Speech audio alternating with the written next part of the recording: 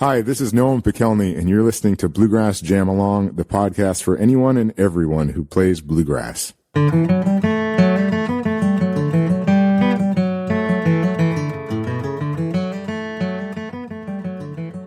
Hey everybody, welcome back to another Bluegrass Jam Along interview. This week, my guest is Noam Pikelny, who's banjo player in Punch Brothers, but is also part of a fantastic new group called Mighty Poplar that pulls together some just great players and singers that you will know and love already. But this is a really exciting project, and I'm not going to chat much about it now. I'm going to let Noam tell you all about it in a sec. Don't forget, there's a weekly Bluegrass briefing episode on the podcast now, sort of news, new releases, and general fun stuff from around the world of bluegrass. Just a quick 10-15 minute listen every Monday. Don't forget to check those out. And as always, sign up for the mailing list if you want updates on when new stuff's out. There's a button on the homepage at the bottom of the website. There's also going to be a link in the show notes here. You'll find it in my bio on Instagram, stuff like that. But yeah, come and sign up and I can send you updates when there's new stuff. But that's it. Here is my chat with Noam. So my guest on the Bluegrass Jam Along this week is Noam Pikelny, who a lot of you will know from Punch Brothers. A lot of you will know from his fantastic solo albums. But he is not here to talk about those things today. And he's also not here to talk about his two IBMA Bluegrass Banjo Player of the Year awards. I want to talk about only one of those awards. Yeah, we're here to talk about this one specific one of those awards. What he's actually here to talk about is a new band called Mighty Poplar. Noam, welcome to the podcast. Thank you. Glad to be here. Which year's award do you want to talk about particularly? Oh, gosh, it's hard to narrow them down. I can't really remember. Maybe we could just go down all of the accolades I've gotten, maybe starting in junior high, and then we could choose after that. I don't really want to, just dwell on the awards, but maybe if we could devote the first 20 minutes to just going down the list, that would be great. We'll turn this into 2 episodes. We'll do an awards episode and a Mighty Poplar episode and release them at the same time. Let's do 3 just so we have some extra time, so we don't have to rush it. I mean, you're bound to win some awards, this record. It's a brilliant record. I've been listening to it for the past couple of days. And I would love to chat about how it came together, because it's a really interesting band. Would you mind, just for people who don't know, running through who is in this band for us? For sure. So I'm playing banjo on this new project, this new band. Chris Eldridge, Critter Eldridge, who everyone probably knows from Punch Brothers, also plays with Julian Lage. He's playing guitar and doing some singing. Andrew Marlin is kind of the lead singer of this group from Watchhouse, formerly known as Mandolin Orange. Greg Garrison on bass, who Critter and I made a lot of music with about 15 years ago. Oh my gosh, it's been a long time. He was the original bass player in Punch Brothers, and I knew him from before that with Through Leftover Salmon, which we both played in together back in the day. And on fiddle, we have Alex Hargraves, who is just ridiculously good. That's all I'll say.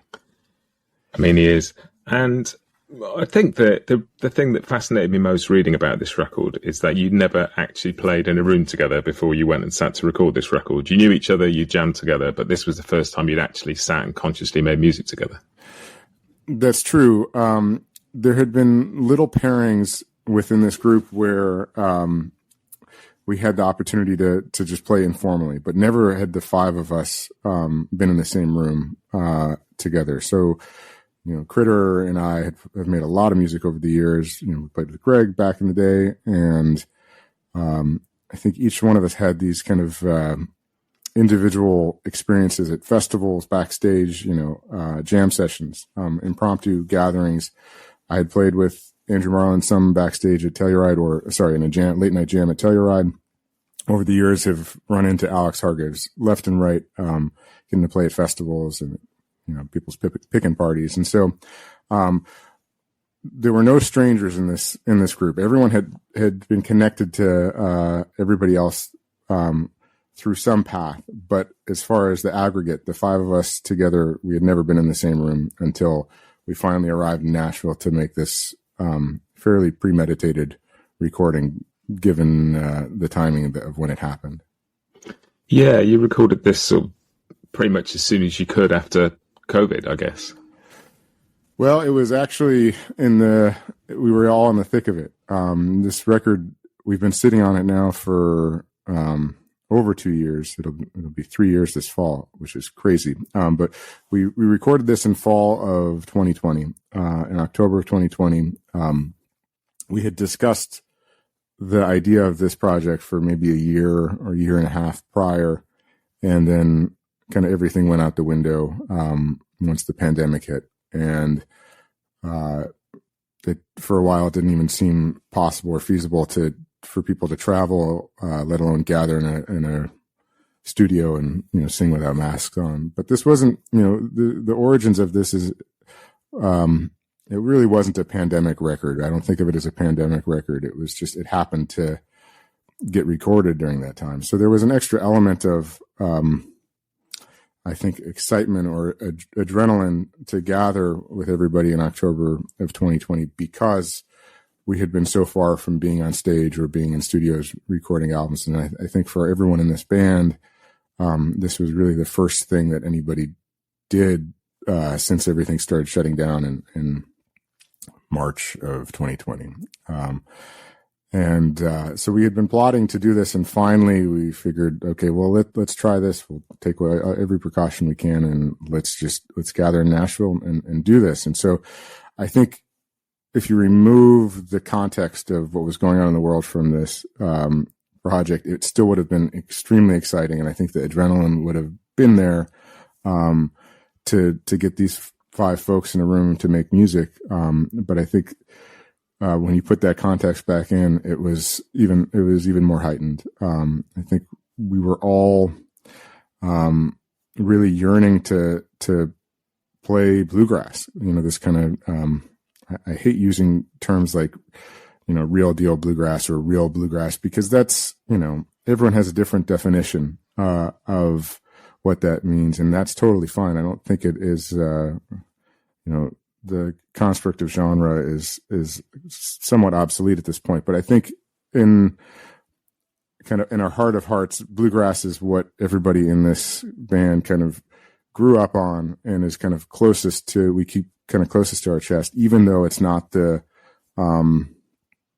primary focus of our full-time pursuits, whether it's Punch Brothers or Watchhouse or Leftover Salmon. I think there was this sense that each one of us individually was overdue to kind of get back into this music that we hold so dear. And as this came into focus, it was clear that this was going to be a bluegrass record. We discussed in advance kind of the validity and the righteousness of the Bluegrass Album Band records. Other bands that were kind of not full-time bands that would get together to celebrate and explore the more traditional music that influenced everything else they did, whether it's Bluegrass Album Band, Old and in the Way, bands like that I think really left their mark, despite the fact that they weren't full-time bands that were on the road touring all the time. And it was almost a way of kind of having this homecoming to the music that we hold most dear. And I think that's really what the feeling was when we got into the studio. When we sat down, we were in a remote area out in the woods outside of Nashville, and it was just the 5 of us with Sean Sullivan engineering, and it felt like coming home from the holidays, even though that, this was kind of the first time all 5 of us were in the same room together. There was this sense of familiarity and a reunion element to get to sit down and play some bluegrass. And I don't think it's worth really kind of dwelling on what the definition of bluegrass is, but I personally feel like this is part and parcel a real bluegrass project, and it was the closest thing by far. This and the record I made about 10 years ago called Noam Pikelny Plays, Kenny Baker Plays, Bill Monroe. These are by far the most kind of bluegrass oriented projects, and I really kind of was hungry to do that again after nearly a decade away from the Kenny Baker project. But this was also patently different from that record, because the Kenny Baker project I made was entirely instrumental, and this Mighty Poplar is this record. All but 2 tracks are songs. We only have 2 instrumentals in this, and so it's largely oriented around songs and story songs. And Andrew is really kind of at the at the helm as the lead singer on this record, except for 2 songs where Critter sang lead. So it's, in some ways, it's my return to bluegrass after 10 years, but it's my first time really getting to make a bluegrass record that's song oriented. And so for me, this was, while it felt casual and that there was no pressure, nobody knew that we were doing this. It was, this cozy studio, and it was just felt easy. It was like falling off of a log. While all of that was true, this felt like a real opportunity for me, as a musician, to get to play bluegrass with a singer like Andrew. As far as my opportunities to play bluegrass vocal bluegrass music over the years, it's been few and far between. It's always been rewarding to throw in a 99 years into a Punch Brother set, or doing Roseville, Kentucky back with, John Cowan when I was in his band. It's not something that I've never done. I've done it quite a bit, but never as the central focus of a project. And so this, for me, felt like this is, it was something I took really seriously, and I tried to not take for granted the opportunity to record with a singer like Andrew. And that's really interesting, that sort of song focus, because like those Bluegrass Album Band records, they almost, like, for the world of bluegrass, they almost fulfill the function of like the Ella Fitzgerald Gershwin songbook and those kind of albums do in the world of jazz.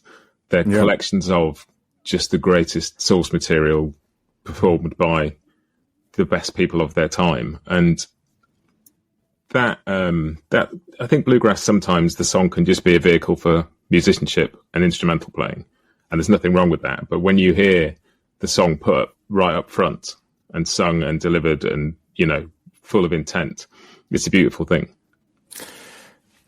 Yeah. I think that's what we strive for. I think the music that, I think we always strive for that, whether you achieve it or not. That's for other people to determine. But I think those types of performances and those recordings are the ones that, have the most staying power, because, it delivers a narrative and an emotional response from the listener. And I think, for me, the Bluegrass Album Band was the first opportunity to hear some of the first generation bluegrass music. And so, like, I heard the Bluegrass Album Band interpret some of the Flatt and Scruggs material or Bill Monroe material before I actually heard the source recording that they were inspired by. And I think that's a cool progression over the years of, those guys were, Bluegrass Album Band, those guys were maybe just one generation or possibly 2 generations removed from the original pioneers of bluegrass. And so they were that much more connected. And, fast forward to what we're working on now, or what we're doing, we're that much, we're that far removed. We're further removed from the original kind of pioneer generation of bluegrass music. And so we've been exposed to all these other interpretations of bluegrass. And I think that informs who we are, and, exposed to all other kinds of music as well. And so it became clear to us when we were scheming to do this record that we could do something like this in the spirit of the Bluegrass Album Band. But, in 2020, when we recorded this, the same would be true today. There have been so many interpretations of Blue Ridge Cabin Home or Your Love Is Like a Flower that we thought it would be more compelling, and I think more honest to who we are, if we don't try to just now throw our hat in the ring and say, okay, now we're going to do some of those exact same songs. That we could do this in the spirit of, a project like the Bluegrass Album Band, but we really should find more quote unquote obscure material that's not, been interpreted or covered dozens of times over the years, or hundreds of times. And so we set out to find material that would hold up as far as the quality, but hopefully be something that would be a revelation to listeners of, to find material that maybe people had never heard before, or if they had heard it before, never in this kind of 5-piece bluegrass band context. So those were the marching orders. And, almost immediately Andrew was like, well, I have, 17 songs like that. Like let's do it tomorrow. I'm ready. Let's make a double album. And so that was one of the beautiful things about this, is that Andrew had been collecting and curating, songs, for so many years, things that, he could call out in a jam. And so he immediately had this list of really wonderful, songs to pitch to us. And we just kind of went down and chimed in and, talked about instrumentals that we could, kind of bookend the record with, or, to have an instrumental on side A and side B, of the record. And, talked about how we could rearrange some of these songs or reharmonize some of these songs to make them our own. And so it actually kind of came together pretty quickly once we gave ourselves marching orders. It was like, okay, here are the tunes that we can, pull from immediately. And, it was, I think Andrew got, this was an opportunity that felt so natural for him. These are songs he'd been collecting. I think he thinks of himself as a songwriter and a song collector, in addition to being a profoundly excellent mandolin player. But this was kind of this perfect moment for him, because he had been collecting this material, and here were 4 other guys eager to play it and to help arrange it and kind of make it somewhat proprietary for everybody. And so that part of it was incredibly organic and easy. And I think we took an approach in the lead up to the record of thinking about the sequence of the album, what the overarching concept was, because there was this sense of like, we have one shot to do this. We're going to, cross our fingers, and it felt like we were, about to commit a crime or something, to all travel and get in a studio together. But there wasn't this sense of like, well, let's just go record for 2 or 3 days and see what happens. And, we could always get together again or search for more material or re-record some of the stuff. There was this sense that this is our one shot. And so let's go into the studio knowing essentially we have a record. If we record these songs, we have a record. We know what order they could potentially be in even. And so we tried to do our homework going in. And when we got there, it just, it felt like it had the comfort of a family reunion going home for the holidays, the excitement of this, of an impromptu jam, either backstage or on a campfire, but also this opportunity to take it to the next level. Like oftentimes in a jam, you have that raw energy and excitement, but you don't have, you're not coming up with an arrangement, anything more than it being on the fly. When you're sitting around playing in a jam, you're essentially looking at each other, making eye contact, nodding, to each other as far as when someone can take a solo. And it's usually, kind of fairly circular, that everybody gets a chance to play. And if people want to jump in and try to play a harmony, they could, try that the last minute or play unison part. We had this opportunity to try to capture that, lightning in a bottle, but also talk about in advance of like, okay, so we're doing this, Gray Eagle fiddle tune, that Alex brought in, that we kind of used Joe Green's, recording of this that has JD Crowe on this record. It's a really great, I think it's a county record, from maybe the 70s. I wish I knew more details of it. It's a record I had never heard until, Alex, pitched this tune to us, which was another cool element of that. Just in the preparation of this record, we were kind of turning each other on to different music and influences. And so we had this opportunity to use that as the template for Gray Eagle. But, since we were talking about this, a month in advance of getting together, I was able to go and, learn Gray Eagle kind of with the same type of approach as how I arranged all the music on the Kenny Baker, project I did. Like try to get really inside every intricate little detail, so that when you get to the studio, we could double things together. We could play harmony. I could play a call and response type of thing. those types of things would have never happened in a jam session. If Alex just called that out, I wouldn't, unless I had happened to have studied that song and learned all those parts. And so we tried to embrace kind of both sides of that, of like, let's just capture something like this raw, but let's all get inside this material in advance. And while we're there, that we can come up with thoughtful arrangements. We'll be right back with you just after this. Bluegrass Jam Along is proud to be sponsored by Collings Guitars and Mandolins. If you're attending the NAMM show in January, stop by the Collings booth to say hello to the team, get hands-on with their selection of customised acoustics and electrics, and check out some exciting new prototypes they're working on for 2024. They'll also have a few of their world-class artists on hand demoing various instruments. And if you can't attend, don't forget to follow their Instagram and Facebook accounts throughout the show for photos, videos, and the latest news. Collings guitars are hand-built from the Sound Up in Austin, Texas.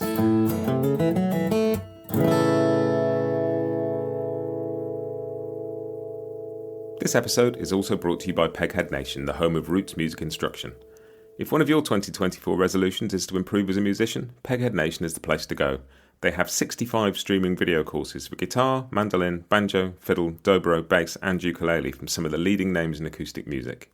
Courses cover bluegrass, old-time, Irish music and swing, plus lessons dedicated to improvisation, theory and ear training. Your first course is just $20 a month, and you can add more for $10. Try any course free for a month with the promo code JAMALONG. Make 2024 a year of more music at pegheadnation.com.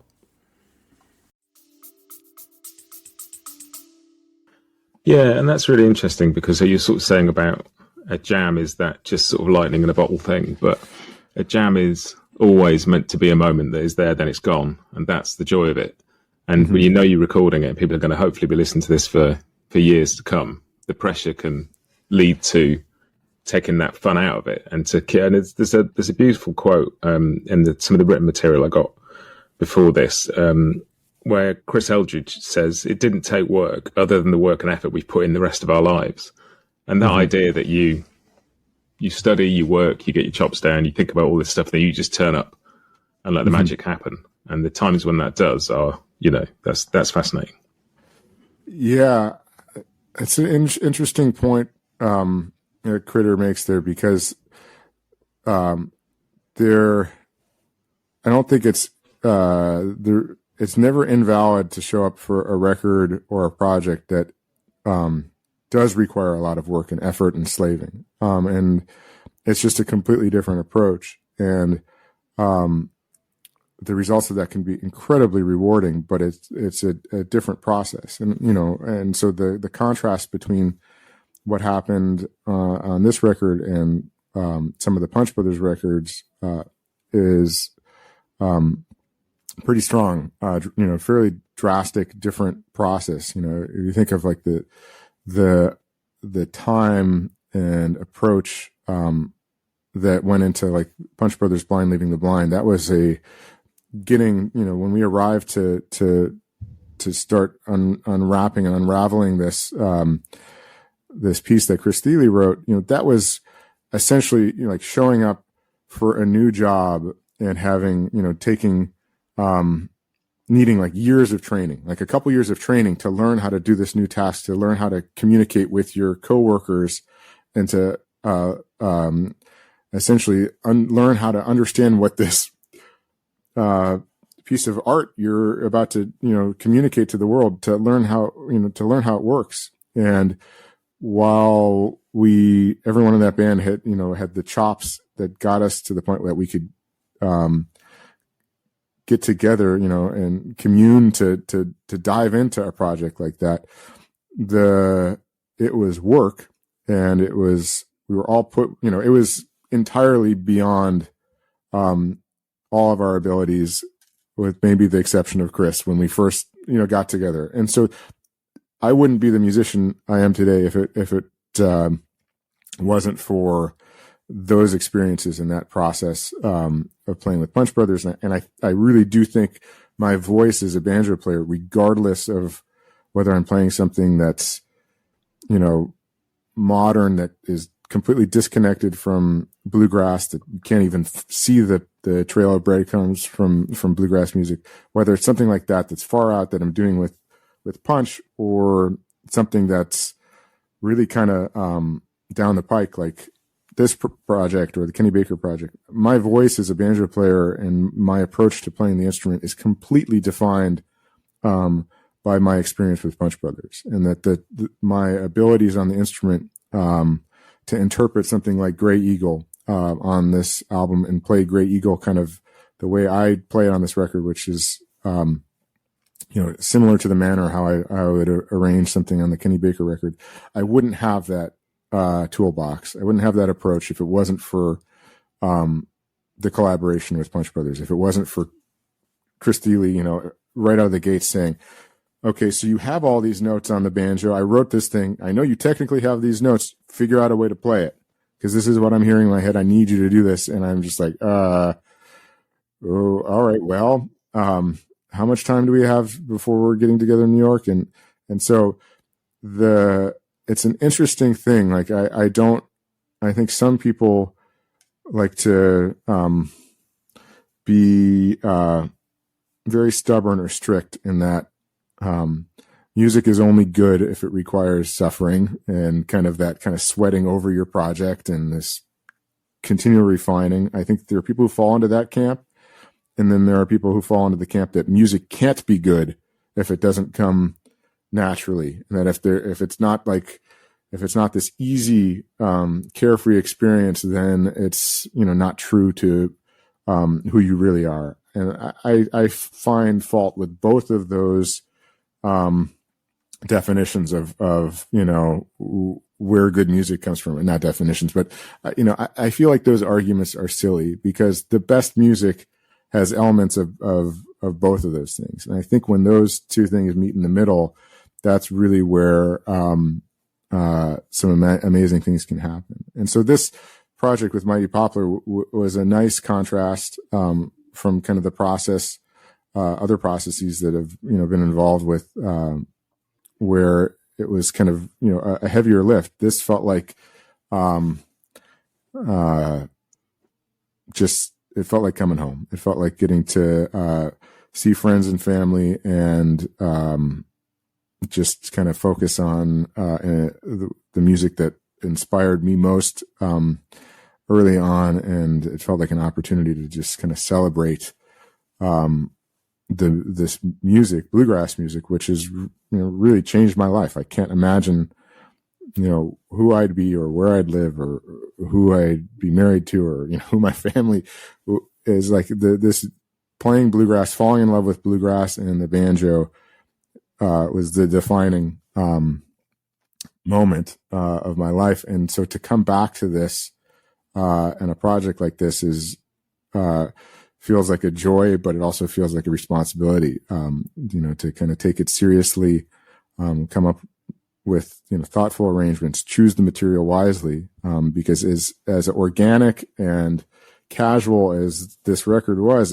it's like I haven't done anything close to this in 10 years, and I've never really gotten to play bluegrass, like make a bluegrass songs record. And so it was this duality of it feeling so easy and casual and organic, but then on the other side of the coin of feeling like this is a big deal for me. I'm taking this really seriously. We don't want to screw it up. And it came together so quickly in the studio. It felt so natural, recording this stuff. Everything that came after the actual recording in the studio, the mixing and the mastering, all that stuff was so incredibly tedious, not because it was a challenge or we couldn't figure out how to get it sounding right, but there was this sense kind of universally within the band of like, well, we don't want to screw this up. We can't screw this up. Are we sure we like the panning? Like, we left the studio so proud of what we did. And like, it felt so great. We thought like we have this responsibility not to somehow mess with this, after the fact, mixing or mastering. And that combined with the fact that we were still in a pandemic, it felt like there was no immediate pressure to get this record out because we can't go on tour to go support it. Everyone's still at home. And so we just kind of got into this very snail's pace, like approach to finishing the record. And, finally we realized, okay, it's been over 2 years. We're the only people enjoying this record. Like did we make this record for the five of us and our, family members, or like, do we want people to ever hear this? And so we finally got over ourselves and said, the mix is fine. We could have released it the day after we recorded it. Honestly, like the rough mixes we left from the studio still hold up. You could make an argument we should have just, let it out, uploaded it to, Spotify and YouTube or wherever, from the studio as we were, taking a coffee break, just in real time. And so, we finally got over ourselves, got the record done, and finally found a window to go on tour, which is happening, in May and then again in September. So that's kind of what brought us to this moment. And, I just kind of find it so interesting that it's something that feels so easy and so casual then became this, kind of game of like making sure that we didn't screw anything up, because there was no worry like that in the studio, but we finally got over ourselves and got it done. Thank God.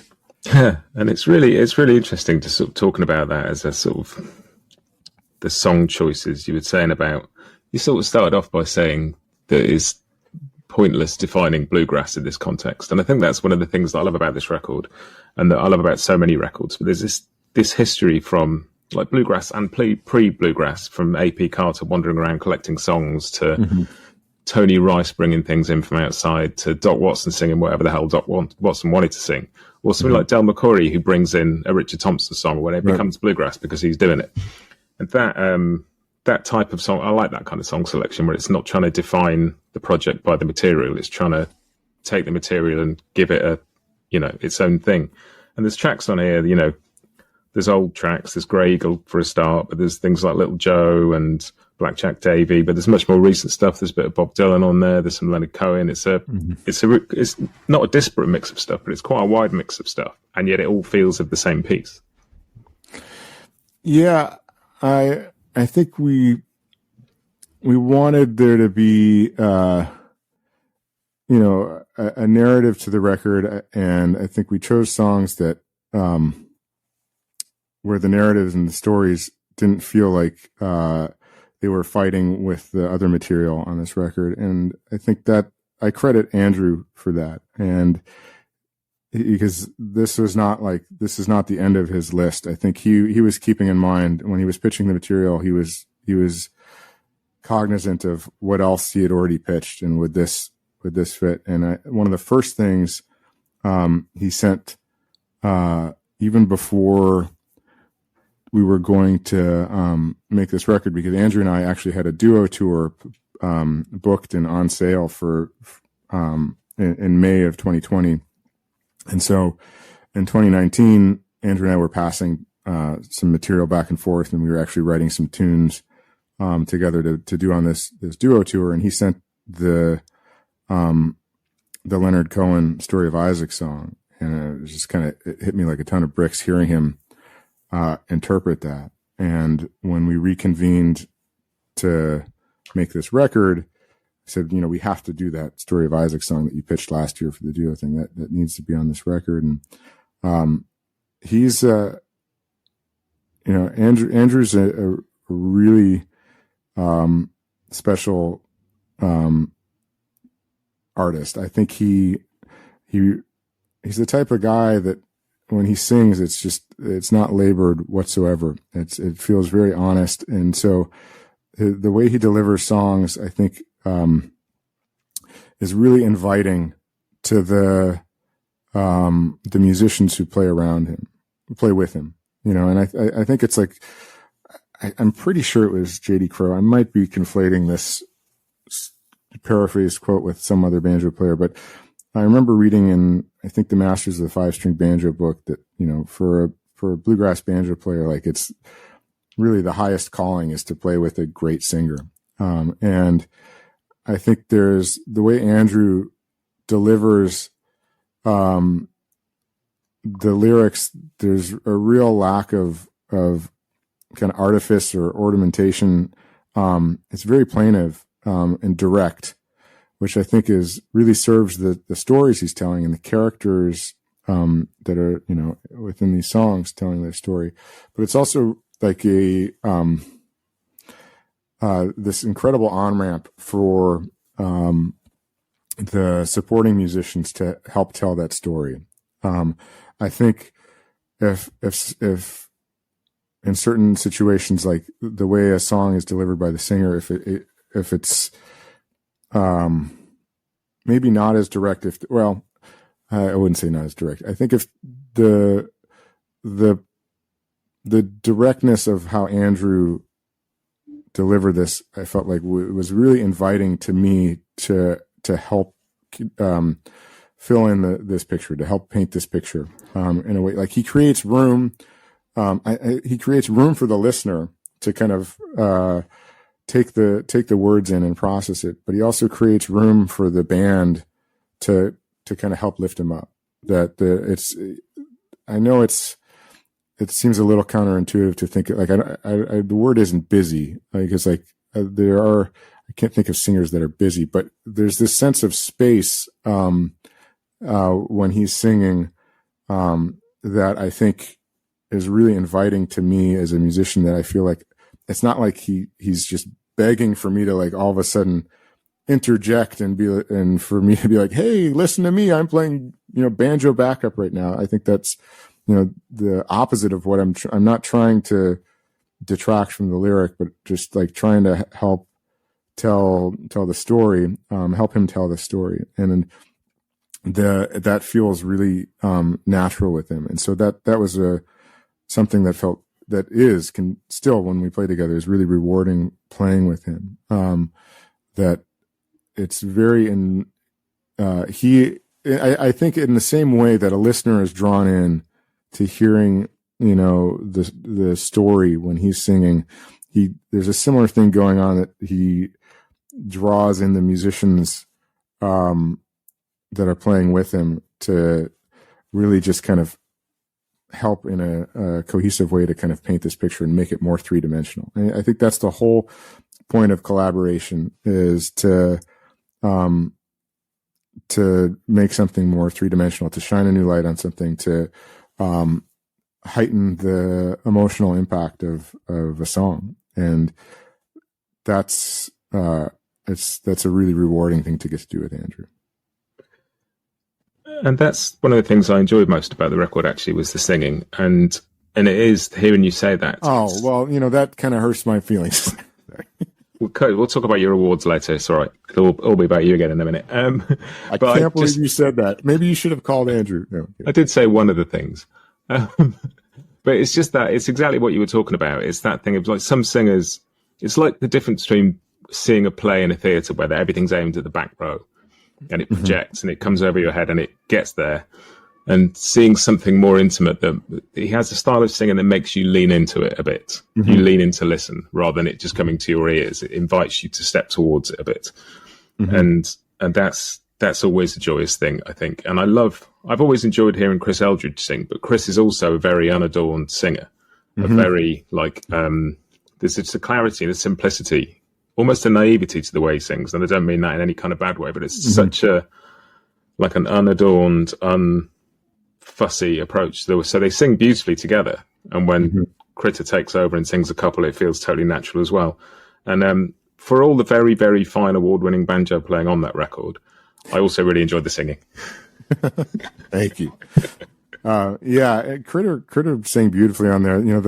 That song "Lovin' Babe" is one of my favorite tracks on the record, and that's kind of the only song that is considered the kind of there's a little bit of a modern co-write. That's a co-write between Uncle Dave Macon and Kristen Andreasen, a co-write that Uncle Dave Macon is unaware of, in the grave. But Kristen, who's a beautiful musician and singer-songwriter, she reinterpreted that song, and Critter brought that via Kristen. And that song was one of the more haunting moments in the studio, and I feel like it got captured. That mandolin intro on it Andrew at the last second, was like, maybe I should, we played it a couple times and he was like, maybe I should try cross tuning, for this, where he adjusted the tuning of his mandolin. And I was like, we've already done 2 takes. We're pretty close. Like, okay. So, I'm just thinking this is my internal monologue of like, okay, so we're going to, let's see how this is going to go. And he just kind of launched into this intro. And it was one of those moments, in the studio that, I had to make sure that I didn't ruin a take just because of, how,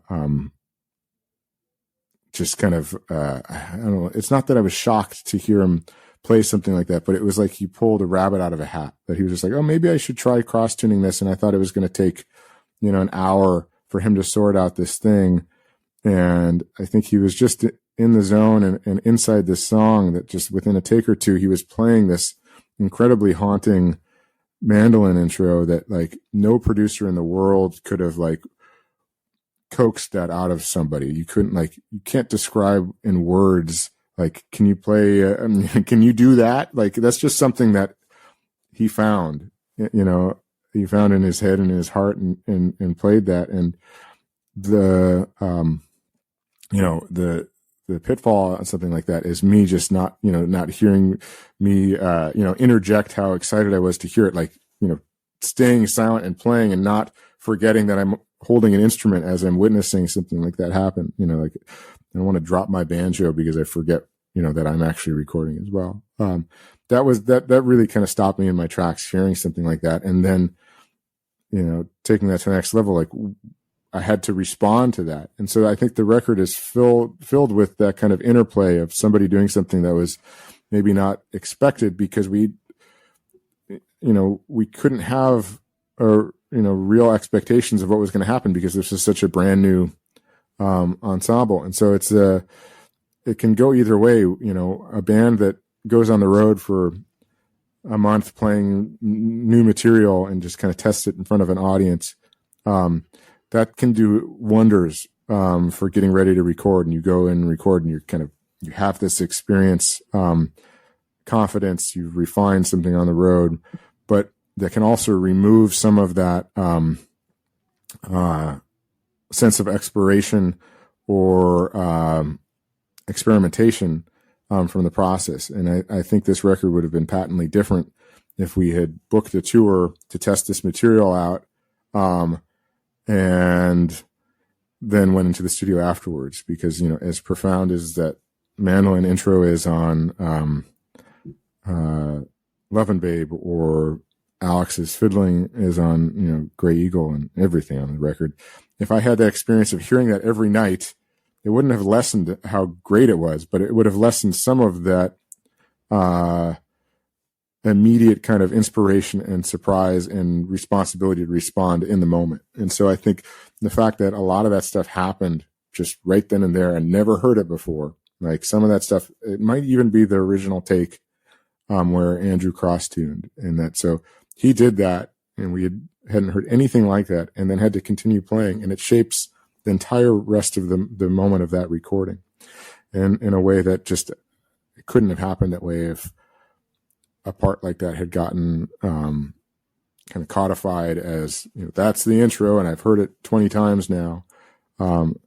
That's the, I think one of it's, one of the downsides of being on stage is you have that experience of hearing the music live, for the first time once, when you get to hear the band playing that. And when you go on tour, the audience is having that experience every night, which is why that, there's no substitute for live performance in the room with the community of people who are there for the same reason, this communion, with, via music. And I think that's, that type of kind of, epiphany that an audience gets every night because it's their first time hearing that in a room.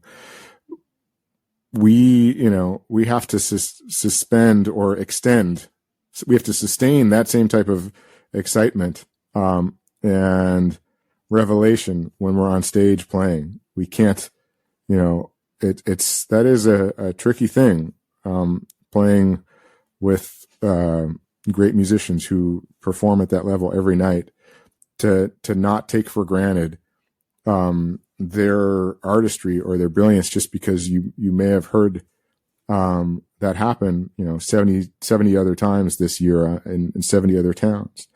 And so that's something that's interesting about making a record this way, is that we had kind of that same experience and excitement as a listener at a concert who had never heard the material interpreted before. We had that with each other in front of the microphones for the first time. And how does that sort of translate forward? Obviously, you are doing some gigs for this. Does this feel like a Bluegrass Album Band kind of project that will roll on to another record and sort of more? Or have you not thought that far ahead yet? No, we have. I think that's the plan. I think we chose this material and we assembled this group of guys because it seemed like this would be something that wouldn't just be a one-off kind of flash in the pan project. That we like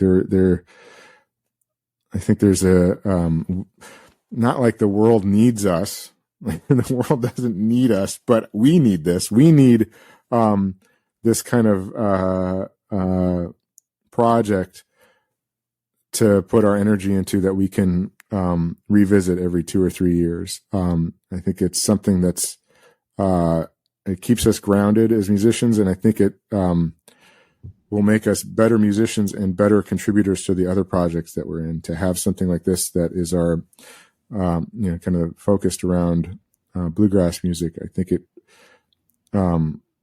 it clarifies our identity as musicians. I think it's a reminder of kind of where we came from and what our marching orders are going forward, whether within this project or with other projects. And I think it definitely kind of scratches the itch that we all have to focus and play this music, which can be liberating in other contexts. Like, you don't need to find that necessarily elsewhere. And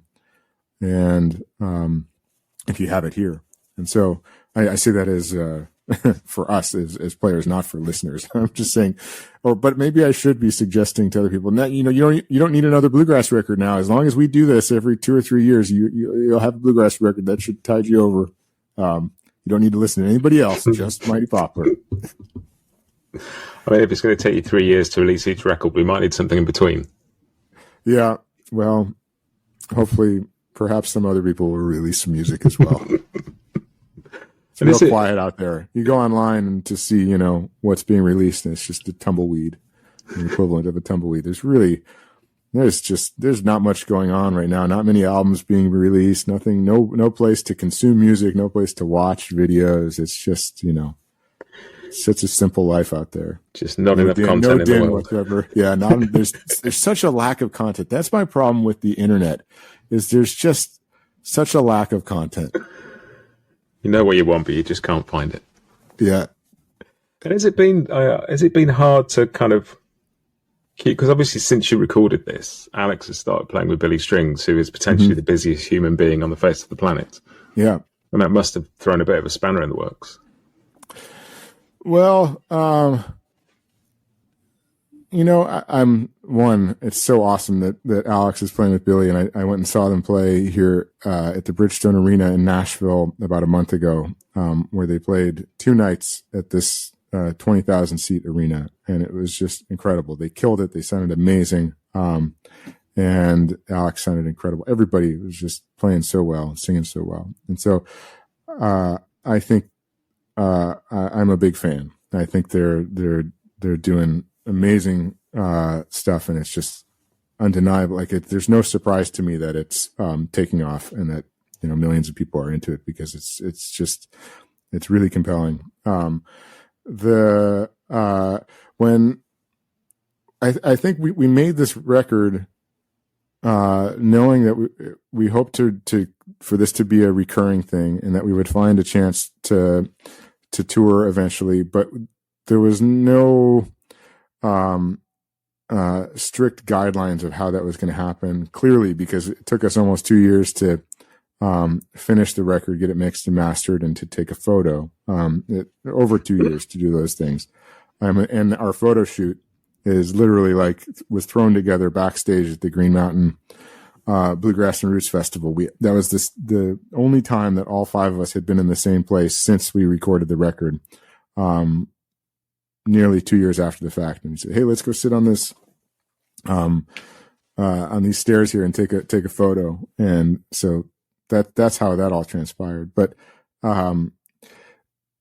there was no big time strategy or calendar plotting that was like, okay, so this is when we're going to do this. This is when the record's coming out. We're going to do a tour here. And then we get this call from Alex, like, guys, I'm having to back out from, there was nothing to back out from on Mighty Poplar, because it was wide open how we were going to revisit this, how we were going to tour on this. And so it wasn't this, letdown.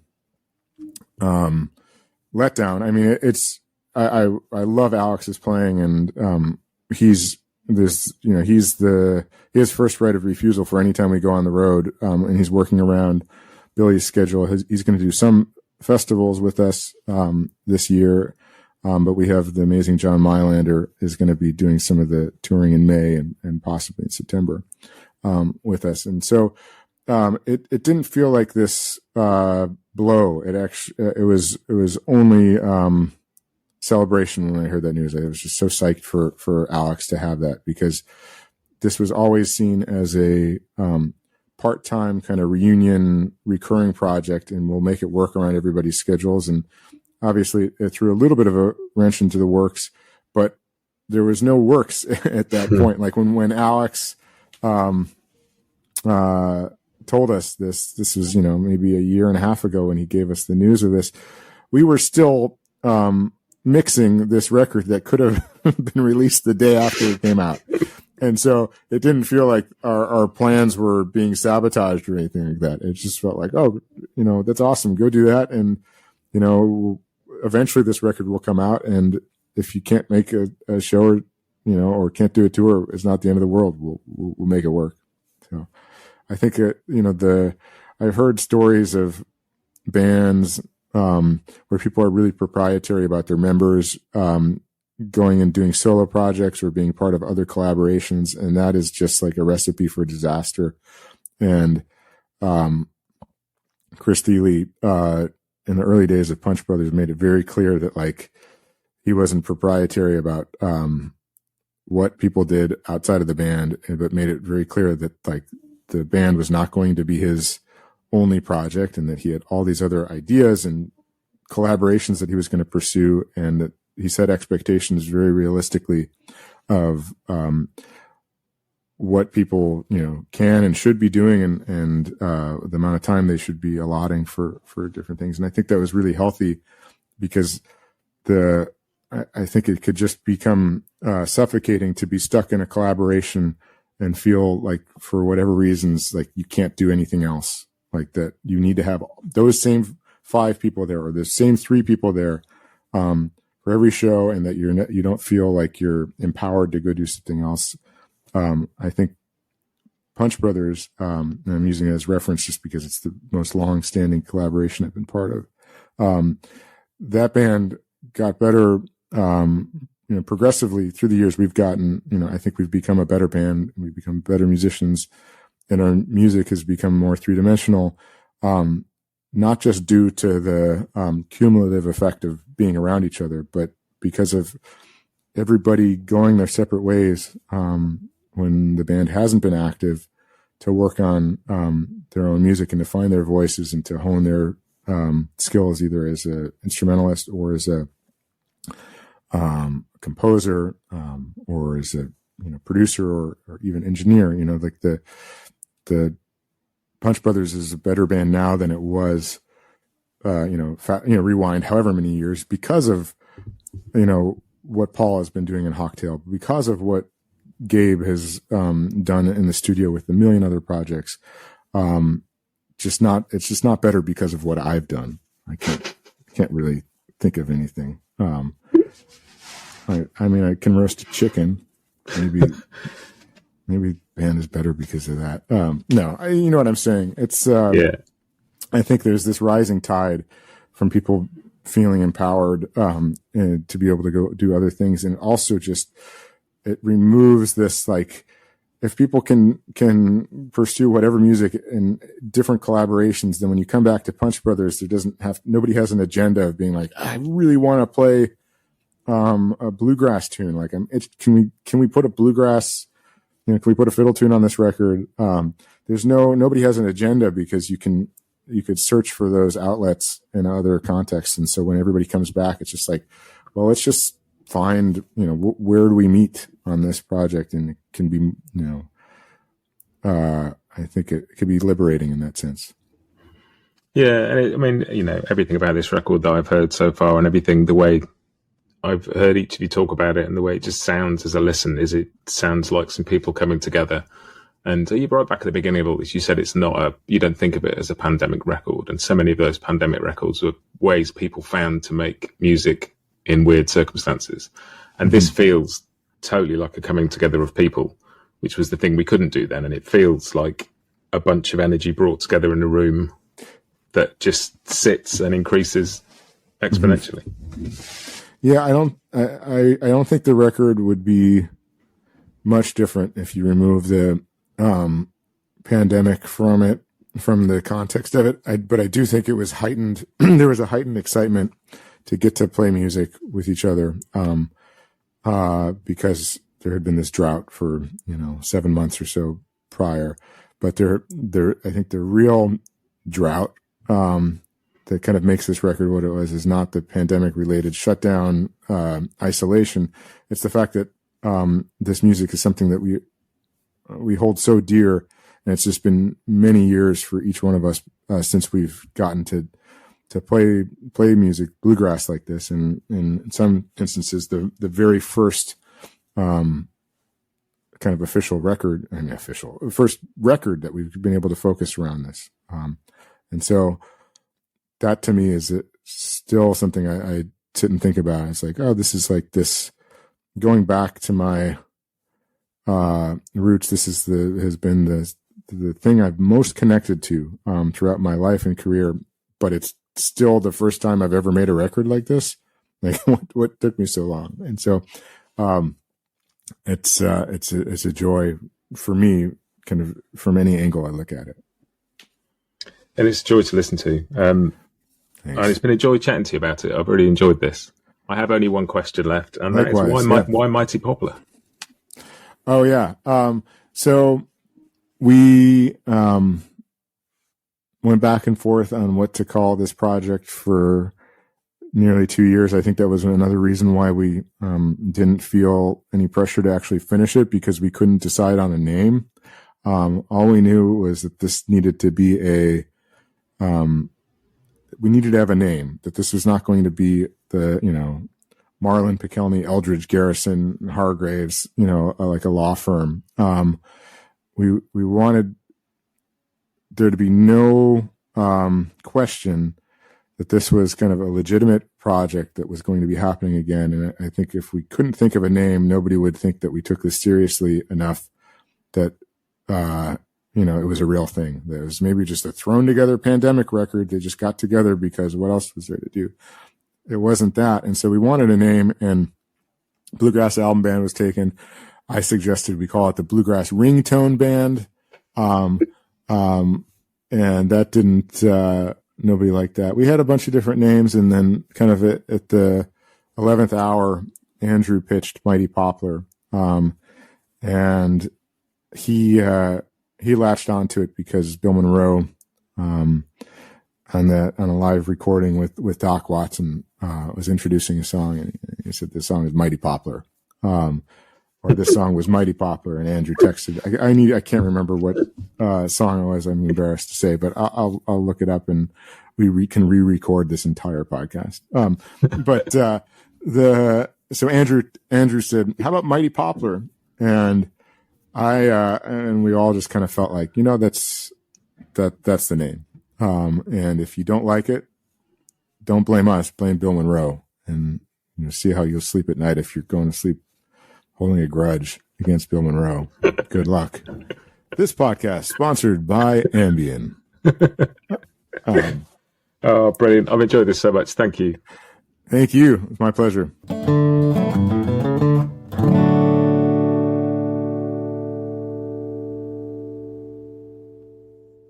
Bluegrass Jam Along is proud to be sponsored by Collings Guitars and Mandolins, making some of the finest guitars and mandolins in the world since the 1970s. Visit collingsguitars.com and find out why.